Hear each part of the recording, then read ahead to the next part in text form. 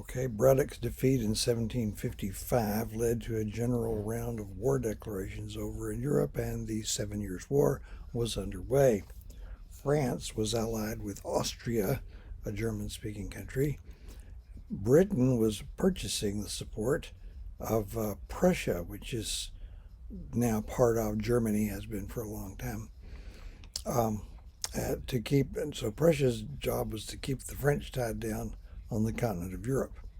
Okay, Spain sat this one out until very late and finally did join the war on the side opposing Britain. But the war started off very badly for our side. That would be the British Empire, staggering from one defeat to another. And that included the situation in North America. The French, as usual, sent their Indian allies to carry out bloody, merciless raids against settlements up and down the northern frontier.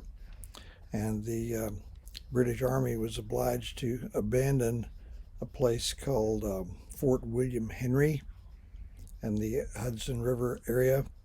Had to abandon that. And something that, I don't know, you might probably haven't seen this movie, but a lot of people have. It came out before you were born in, 1992? The Last of the Mohicans. It's based on a novel uh, which has been in print now for 200 years. It's been made into movies 5 times, most recently in 1992, starred Daniel Day-Lewis. It is set on the northern frontier during the French and Indian War, in the early days of the war.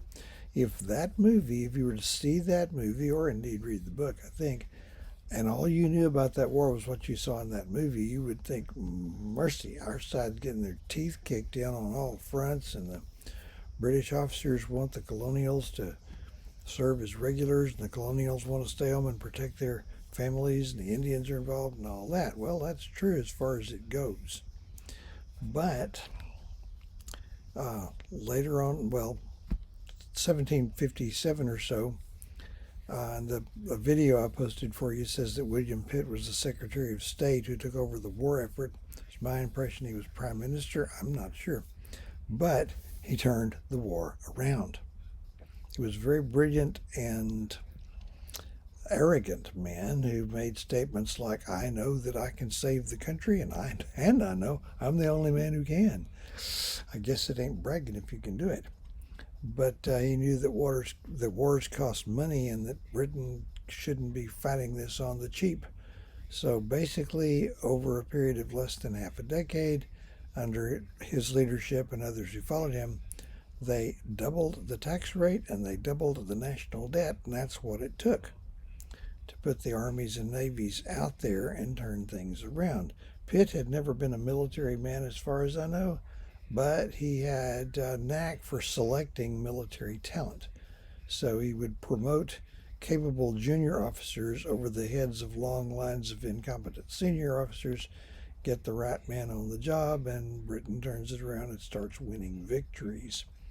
In 1759, I believe, they captured Montreal. I could have that backwards. 1760, they captured the city of Quebec after a daring climb up some steep cliffs. But the French then yielded in North America.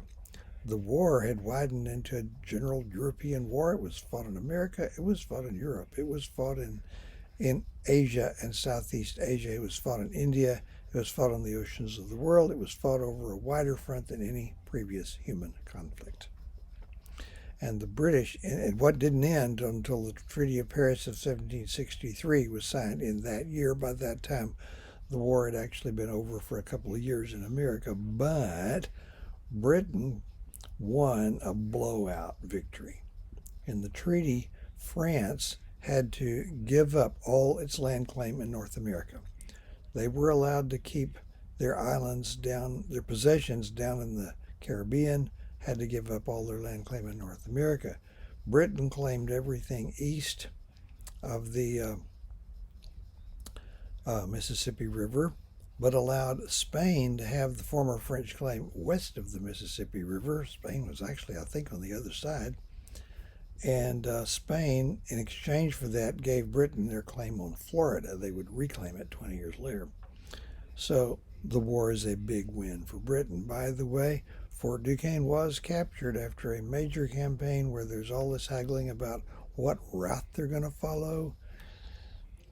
Wherever that army goes, they're going to be basically cutting a road as they go, so everybody wanted it. But they got out there, and the French had torched the place and hightailed it. They didn't even get to have a battle. They were very disappointed. But a village sprung up on the site. They named it for Prime Minister William Pitt, and to this day, it is called Pittsburgh, Pennsylvania. Way to go. Okay, how did the French and Indian War change the British Empire? One more little thing. Let me back up. Not everybody in Britain was happy with this treaty. Pitt was out of power by then. If he'd been in charge, he would have taken no prisoners. He was a pedal to the metal imperialist. But the people who replaced him were balance of power politicians, and they want to try to settle each war so nobody is upset enough to start another war later. One British commentator said that the treaty ending the French and Indian War reminded him of the peace of God, saying, "It passeth all understanding." You can guess what he meant. All right, how did the war change the nature of the empire in America? A lot. For one thing, it's bigger, it's become enormous. And for another thing, the very nature of it has changed. The British Empire, until then, had been strictly a commercial empire. It was a businessman's empire. It was not the kind of empire that had been conquered by armies. It had just been settled by Englishmen and English women and people from Germany and other places. And it was about doing business and making money. It had never really been a government project or anything like that. It was populated by people who were seemed to be very loyal. Their loyalty may have been more a matter of economic and political interest than actual loyalty, but they weren't making any trouble, and they're very scrupulous and generally law abiding. They require almost no supervision at all. That's the old empire. They've grafted onto it a territorial empire, and that's land in the Ohio River Valley, up and down the St. Lawrence River. The 100,000 or so French settlers in Quebec are now subjects of His Britannic Majesty, the new King George III. And we'll see the British actually gave them a satisfactory situation, or they would have probably joined us in the Revolution.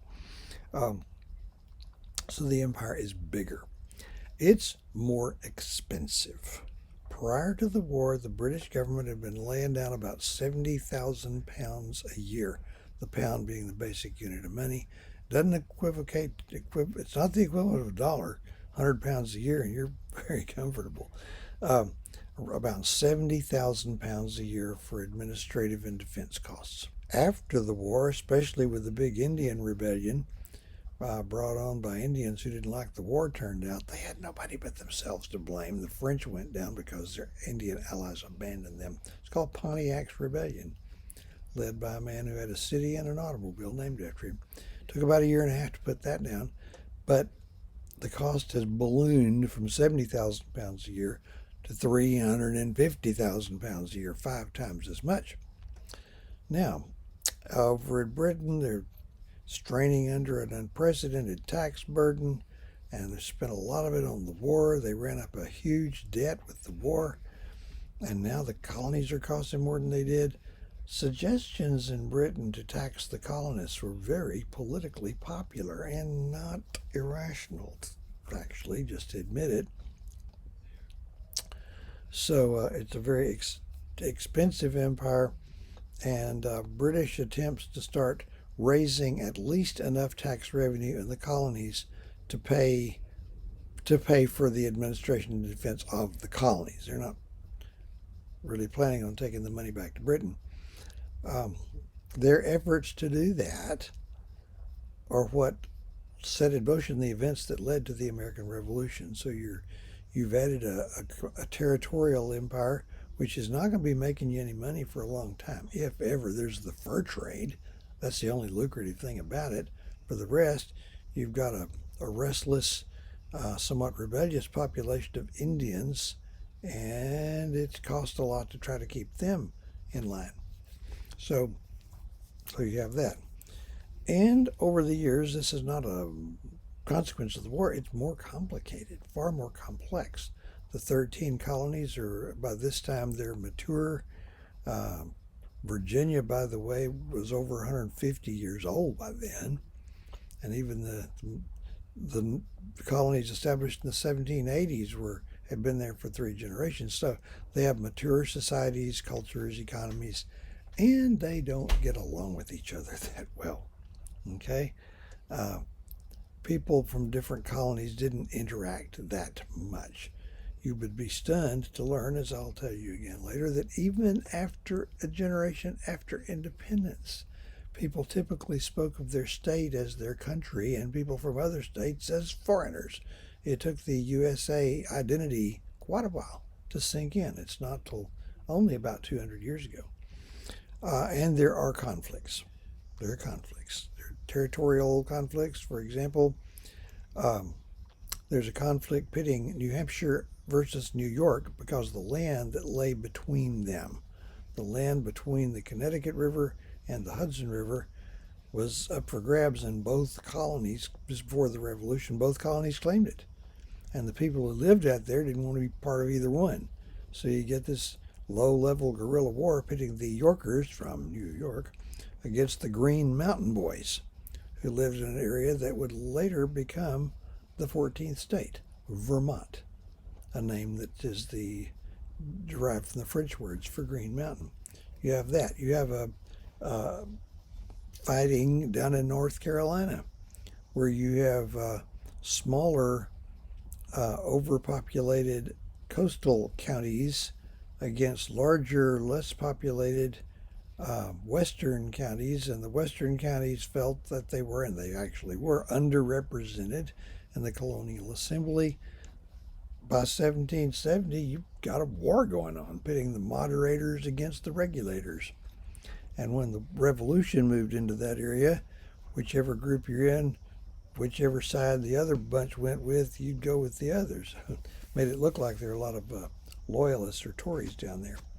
So you have that. You have Western land claims.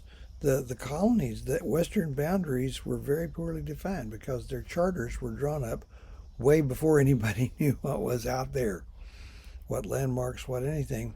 So you have conflicting land claims in the West. And so that's why salutary neglect was no longer appropriate. Because let's say two colonies get into a disagreement over who gets to claim what west of the Appalachian Mountains, there's no authority in place that can judge that and make its ruling stick. So the only two options would be either for one colony to take a knee and knuckle under or fight about it. So this is a powder keg, especially since there's no common identity yet. So it's a much more complex empire. Let me see what I'm leaving out. Okay. It's safe to say British leaders had problems dealing with this. One root of that was ignorance. Few of them really knew much about the colonies. They didn't know the colonies didn't actually have much hard money, for example. There was at least one member of Parliament who could not be shaken from his belief that all the colonists were black. There's this idea that some people had the colonists lived a very primitive, sort of knuckle dragging, dirt eater kind of existence. And so they didn't know, but that didn't matter to them. They didn't think, they thought they knew. They thought they knew all they needed to know, which was simply this. They knew that their function was to command, and our, being the colonists, our function was to obey. It's as simple as that. It never crossed their minds that they would encounter any more resistance than they would have encountered from their own house servants. This is not headed in the right direction. So, and they're not paying any attention. The average British politician is not thinking about the colonies. He's thinking about becoming more powerful. That he's focused on the absorbing game of politics, climbing the slippery pole to power, and the colonial questions, they're not front and center. They're not front page. they're just sort of out there in the peripheral vision.